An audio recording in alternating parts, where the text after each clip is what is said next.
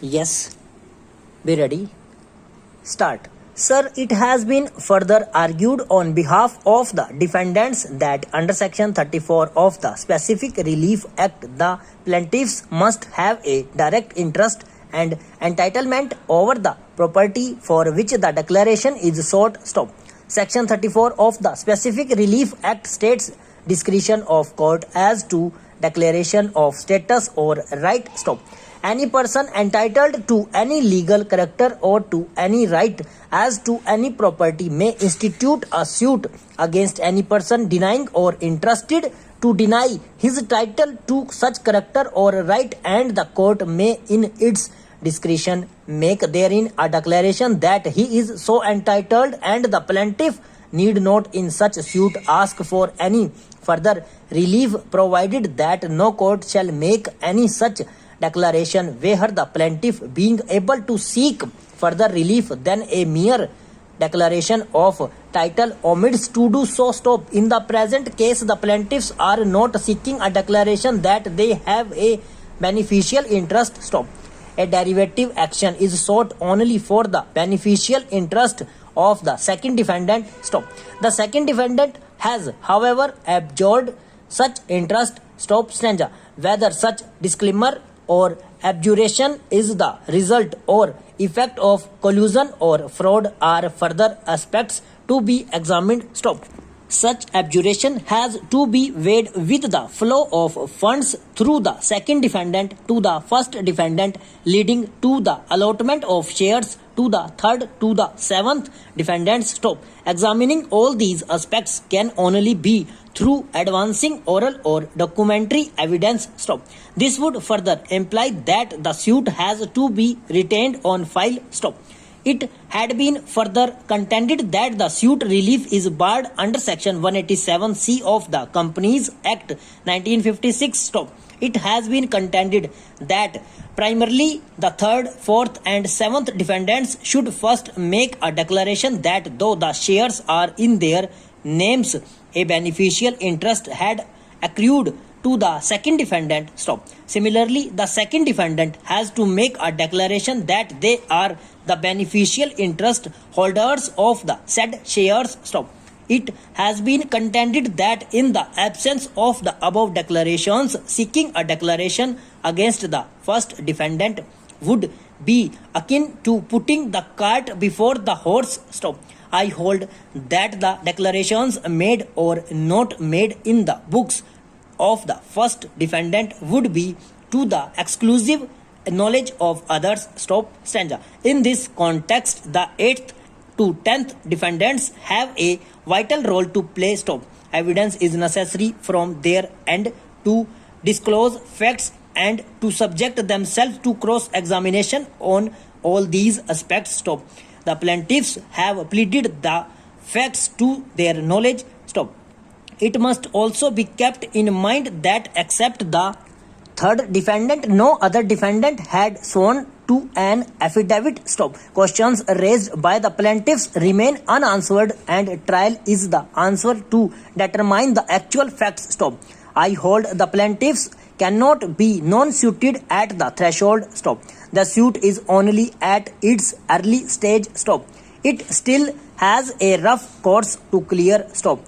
Their reliefs sought may be superfluous, but if the plaintiff discloses a cause of action, and if the plaintiffs are prepared to battle out the issues at the time of recording the evidence, then again they must be afforded such opportunity. Stop.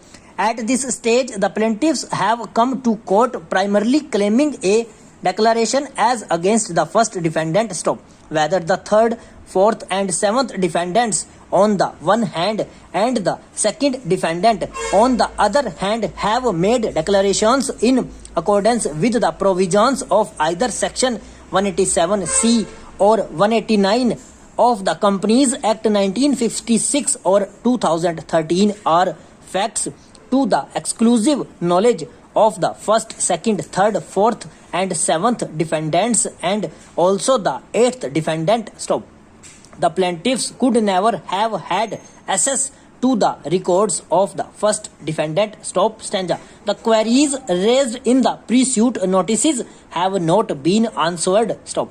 Consequently, they have sought a declaration only against the first defendant. Stop.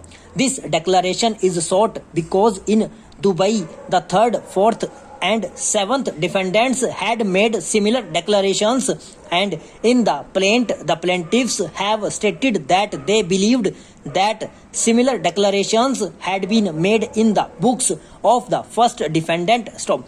This statement of plaintiffs has to be tested further through oral and documentary evidence. Stop. Consequently, I am not in agreement with this contention raised by the defendants. Stop. Trial is the answer to settle facts. Stop. At this stage, the plaintiff arguments hold the sway, and a reading makes it obvious that the first defendant has to open up its records for scrutiny, and that can be done only during trial. Stop. To sum up, the allegations raised in the plaint have to be examined at Chennai, since the first defendant is registered in Chennai. Stop. During its pre-corporation, incorporation, and past corporation stages, substantial amounts of money had flowed to it. Stop. It is only with examination of books of the first defendant that the source of the funds can be determined. Stop stanza. I would like to mention just a few of them. Stop. There is a provision that a worker is entitled to get gratuity only after he has completed 5 years of service. Stop. Why should there be this limitation of 5 years? Question mark. Let us take an example. Let us say a worker become disabled after 3 years of service. Stop.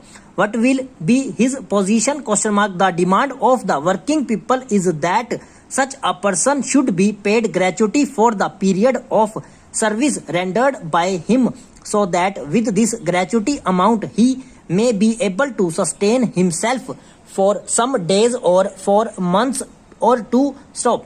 You should, I submit, at best bring down this period of limitation to 1 year of service, because 1 year's duration is of service is, I think, quite sufficient to assess or gauge the performance of a worker or employee working in a particular establishment. Stop. Then again, madam, there is another drawback which lies in the Principal Act, namely the Payment of Gratuity Act 1972.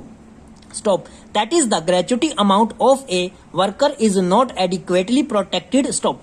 Therefore, I would suggest that such a statutory measure should be brought forward by the government, which will enable the gratuity money to be adequately protected. Stop. There has been a constant demand from different sections of the workers that a gratuity fund should be created like the Provident Fund, with this difference that in the gratuity fund only the employer will be required to deposit his portion of the money. This fund should be kept quite apart by the employer for the payment of gratuity, and under no circumstances the employer shall be allowed to use the gratuity money for his own purpose. Stop.